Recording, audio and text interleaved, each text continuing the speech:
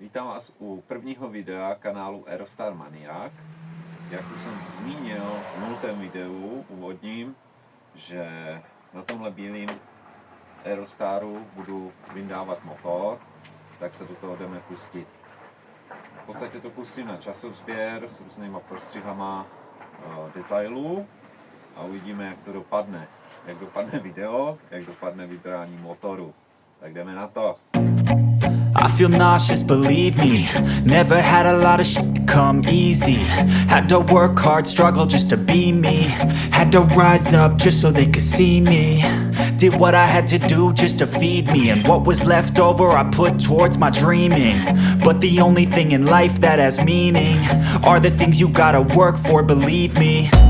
Take into your hands a plan. Your own hands can land your own brand. And damn, I feel like no one takes accountability. They want the credibility, convincingly unwilling to put in the hours it takes to get some power. Don't be f***ing sour. Take a cold shower. Scream until you're louder.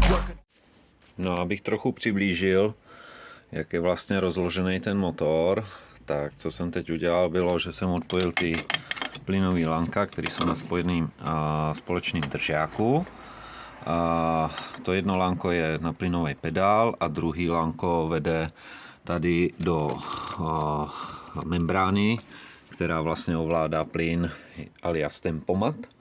No, co jsem dále odpojil a co jsem předtím nezmínil, tak je splynovač, takže výstup vlastně už plynné fáze, která jde do ventilů, které jsou tam schovaný, úplně úžasně přístupný, jo, co všechno vlastně člověk musí podstoupit, jo, s hadíma rukama, chapadlama jak chopotnice. No, co je na tomhle motoru úžasný, na tomhle 4 litru je, že vlastně klima kompresor je tady nahoře, jo, to znamená na 4 šroubech, jo, 8, štiftech vlastně se dá vyklonit a vlastně dát se úplně stranou. Sundal jsem sací hadici, která jde z filtru boxu do vlastně sání, kde je klapka, pak je dál volnoběžný ventil, jo, bypass. No, tady jsem odpojil elektriku a co jdu dělat dál, tak budu sundávat řemen, abych mohl vlastně sundat klímu a sundám vlastně vrtuli, která je unášena na řemenici vodní pumpy a vlastně tím, že se takhle protáčí, to znamená, že tam je spojka, která je viskózní, teplotně závislá. Tato spojka pak přiblížím její vlastně funkci a to, že vlastně na ní závisí vlastně chladění celého motoru a mám takový pocit a spíš přesvědčení, že na tomhle umřelo spousta těch aut. Jo, my jsme s tím taky měli problémy, taky jsme věděli, že se ta vrtule nějak má protáčet, ale to se nedá nějak exaktně změřit. To znamená, že se tomu vždycky věří, že vrtule se točí, že jo, no.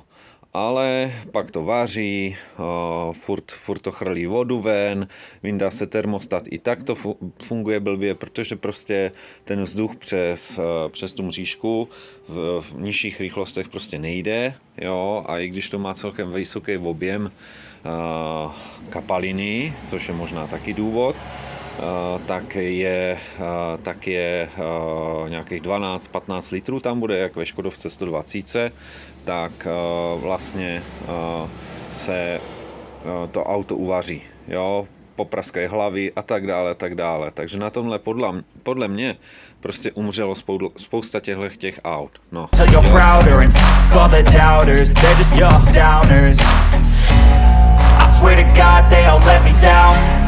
I always fought just to wear the crown. I'm f***ed off at these fucking clowns who were all taught they deserve an ounce. It's only worth it if you work for it. It's only worth it if you work for it. I won't stop till they hear me now. I won't stop till I wear the crown.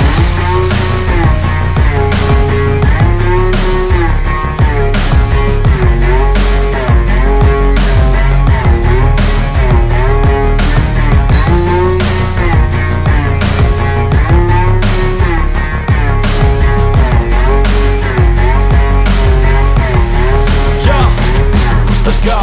I'm just telling you to fight for your dreams, but it's not what it seems. Man, it's hard to be seen when everybody wants to be king. Yeah, they all wanna ring, yeah, we all wanna be free. So show me what you got, what you bring, how you fight in the ring, how you take a fucking swing. Do you got heart, are you mean? Got some scars, got some needs, are you willing to go bleed? I swear to God they all let me down. I always fought just to wear the crown. I'm f***ed off at these fucking clowns who were all taught they deserve an ounce. It's only worth it if you work for it. It's only worth it if you work for it. I won't stop till they hear me now. I won't stop till I wear the crown. I swear to God they all let me down. I always fought just to wear the crown. I'm f***ed off at these fucking clowns who were all taught they deserve an ounce. It's only worth it if you work for it. It's only worth it if you work for it. I won't stop till they hear me now. I won't stop till I wear the crown.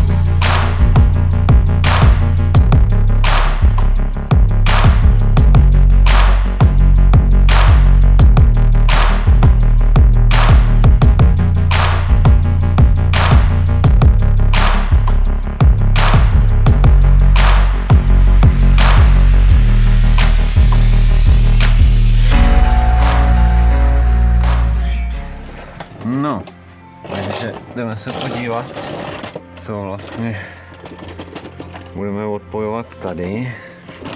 Takže tady budeme odpojovat tu spojku na vejfuku, to je vlastně za katalyzátorem. Musíme odpojit kardán a vlastně příčka, na který drží převodovka, tady na silem bloku, jo. Tak ta drží tady na 2 šroubech, je to v silem blokách a vlastně vpředu musíme, no je to pořádná volejnička, takže důvod, proč to vlastně sundávám, je hlavně ten volej a vlastně nápravnice se odpojuje je přes nosníky, no a tady je starter, jo, a vana, no, takže pokračuje se dál. Tady v odsaď vidět dokonce jedna svíčka, jo.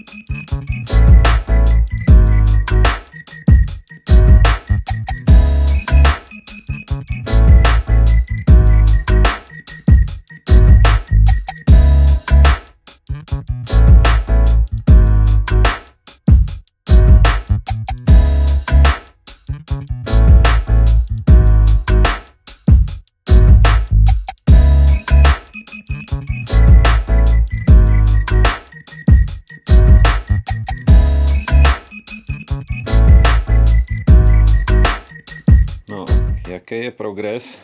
Tak v podstatě to jsem tak přemýšlel nebo vymyslel do současné situace, tak je, že vlastně odpojím rameno ve spodku a stabilizátor rameno sundám a v podstatě náklon nechám vyset i s nábojem a s brzdou na vrchním rameně. V podstatě podobně jako střelci z naša garáž, tak nechávají vyset vlastně uložení kolesa, když mají DRCčko. Musím sundat stabilizátor, jo, a další, co jsem ještě mimo záznam udělal, tak odpojuju vlastně hydrauliku. Tohle je konkrétně servo, jo, a další, co bude, tak je vlastně chlazení převodovky, což je taky hydraulika, to je tamhle napojená tudle na chladič, což je výměník zase voda volej, nahoře a dole, tam je spirála přes chladící vodu, no pak stabilizátor, no a budu moct za chvíli už vyndat motor, protože jelikož už jsem sundal sání a všechny hadice odpojil,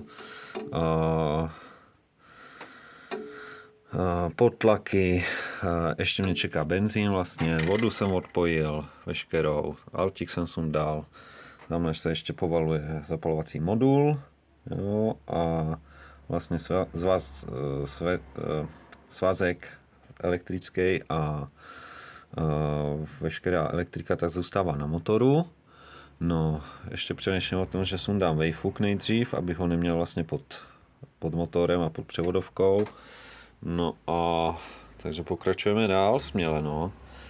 Asi je jasný ze záznamu, že k tomu přístup jak k penězům. Jo, to jsou opravdu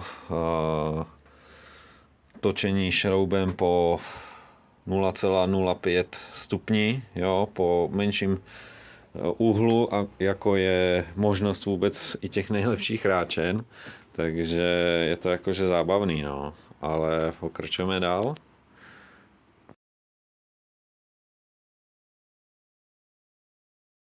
No, tak další progres je, že jsem jim dal vejfuk. Nebyla to událost hodná zaznamenání. Nicméně to už skáče ven samo, jo. Ale tady je důvod, proč jsem ho vyndal už před vyndáním motoru. Je tento důvod, protože se mi rozpadly katíky, takže jsem je vybouchal ven, jeden i druhý. A koupil jsem novej. Samozřejmě jsem koupil s kovovým nosičem těch katalytických nějakých prvků, že jo, a to z důvodu toho, že motor je i na plyn, chodí, a takže musím vymyslet, jak to tam dostat, tohleto hovado. No, uvidíme, jak se to podvede. Myslím si, že zhruba v takovýhle poloze by to mohlo výjist, protože tam, kde je tady ten silent block, který drží vlastně ten, tak tam je nad tím takto vede příčka, jo. Takže by se to mělo vydařit, to spasovat, no. Takže jdeme dál.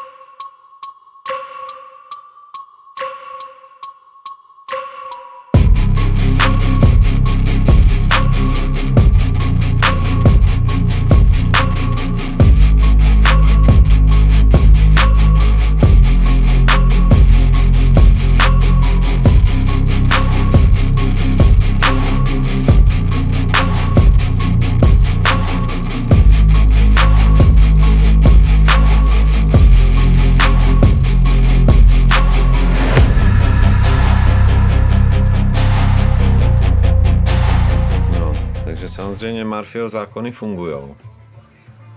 Takže když se něco může pokazit, tak se to pokazí.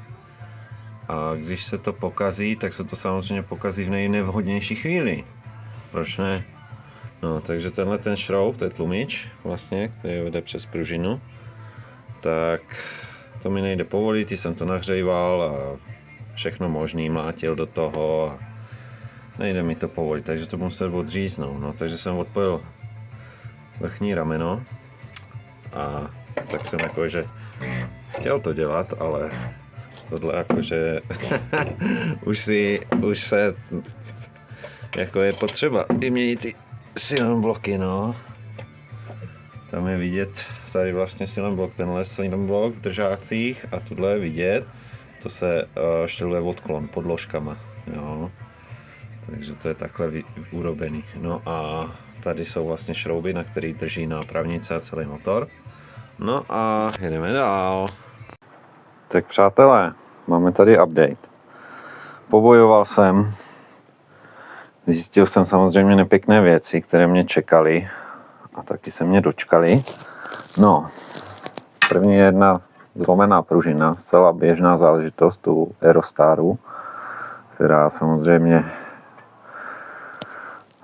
je způsobená korozí, vodou, ale i designem těch per, takže vlastně když se to tady propruží a opře se to tady o ten konec, tak tam se to snadno zlomí.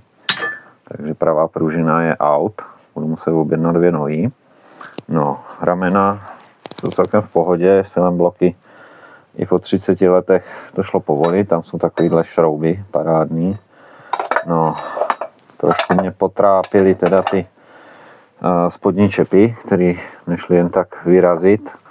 No, je to pořádný kužel, ale po nahřátí to povolilo, to jste viděli. No, tady, i když ty tlumiče nejsou úplně špatný, celkem se na nich najezdilo nějakých 40-50 tisíc, nevím, ale kromě toho, že jsou rezaví, tak jsou na výměnu kvůli tomu, že nešli odmontovat tyhle ty matice. A no, co máme dál? No, pak tady máme vlastně vrchní čep, ten je ještě originál, ten taky na výměnu, jak už jsem ukazoval, ty pushingy alias silem bloky hodního ramena, ty jsou úplně v háji, jo, ty řízení to je v docela dobrým stavu, protože jsem to dělal celkem nedávno i s kompletní repasí servořízení, který teda se mi ani na podruhý nepodařilo to utěsnit tou sadou, kterou k tomu dávají. Takže bude jiný. No a jak už je vidět, už to leží na paletě, takže vlastně nápravnice visí už jenom na 2 šroubech vpředu a 2 šroubech vzadu na té příčce převodovkovej. No a vlastně tady jsem taky pokročil. Není to moc vidět, musím si dát světlo. Takový světlo je, tady je. No a jsem si už pokolikáty udělat přípravky na tyhle ty rychlospojky, jak je vidět, tam jsou takové pružinky, které potřeba roztáhnout, aby se z toho vytáhla tato hadice. No, takže benzín, palivo odpojený je steering, no, převodka řízení, jo, volant. Musel jsem teda sundat servopumpu, aby se tomu líp dostalo, i tak by šla dolů, i když je vlastně nová, repasovaná. No a jdeme na to, jdeme to vyškubnout ven. No, vlastně dám to zase na časozběr, povolím ty šrouby, zvednu to, no už se teď modlím, ale budu se celou dobu modlit, aby to šlo zvednout tak vysoko, aby ten motor vlastně prošel ven směrem dopředu, jo, pod nárazníkem. Ten asi možná taky sundám, i když tam jsou 3 šrouby, na těch to teď aktuálně drží, ostatní jsou poutrhávaný, to už předchozí majitelé, respektive asi majitel jeden, který měl asi nějaký ťukanec sem do tohohle místa, tak měnil nárazník a proto to ani moc nesedí, ale to nevadí. To se ještě srovná a dodělá a v příštích životech. No. Takže jestli jste to moje zoufalství a trápení sledovali až do teďka, tak se a bavili jste se, jo, tak se vlastně dívejte dál, protože to vrchol...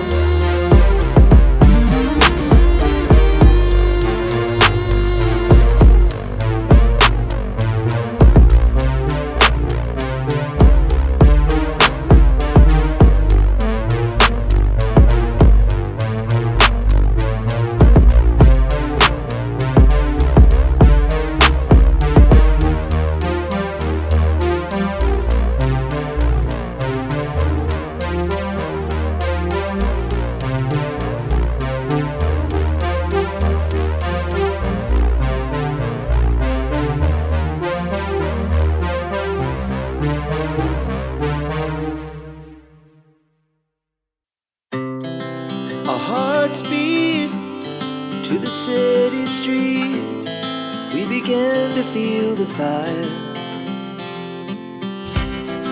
We rise like tall buildings as the chemicals, they take us higher. The night's young and it's just begun as she puts her hand in mine. We wanna chase the night, wanna dance to the light, pull the stars from the sky, just two hearts running wild. Never sleep, never stop, as we shout from the top. We're gonna be two hearts running wild.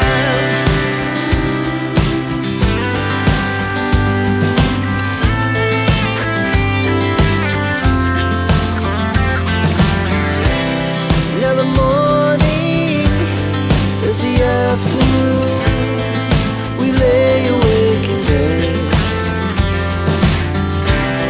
The laughs so loud as the hours pass, we're gonna do it all again. We wanna chase the night, wanna dance to the light, pull the stars from the sky, just two hearts running wild. Never sleep, never stop, as we shout from the top. We're gonna be, we're gonna be two hearts running wild.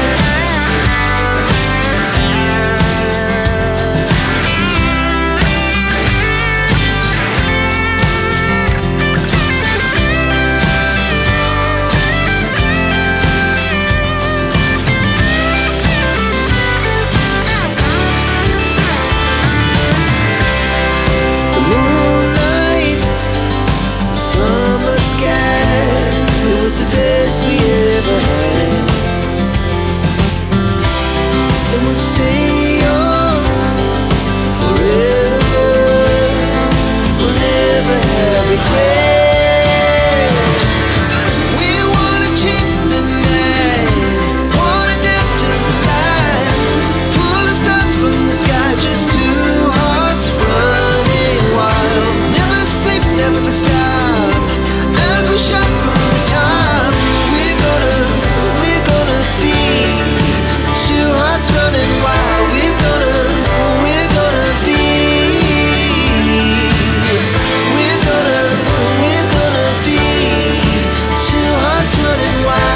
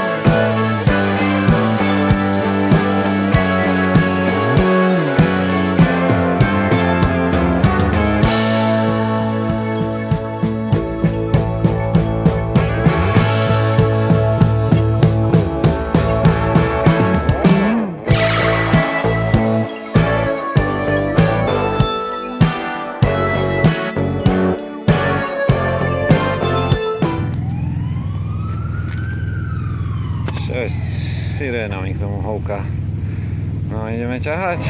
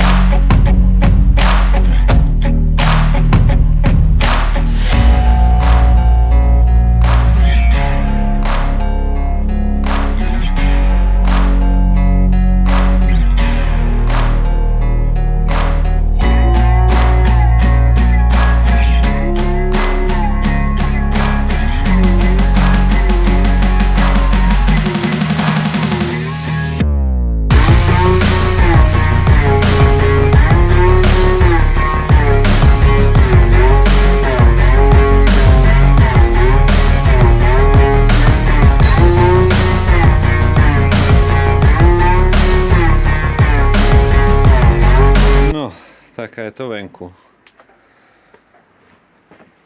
Jestli se mi máte tendenci smát, že to nedělám na zvedáku. Na zvedáku to umí každý blbec. No, každopádně